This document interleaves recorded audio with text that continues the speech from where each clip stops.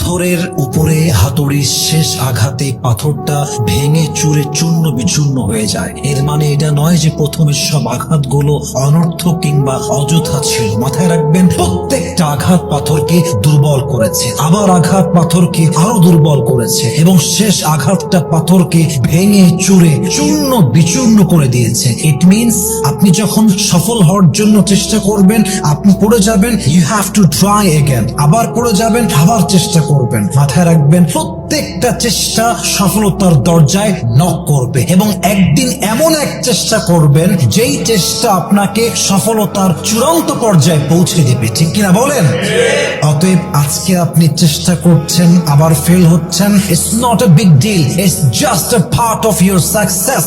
যে সফল হতে চায় তাকে পড়তে হয়, ভাঙতে হয়, আরে ভাঙার পরে তো মানুষ নতুন করে গড়তে পারে। ঠিক কিনা বলেন?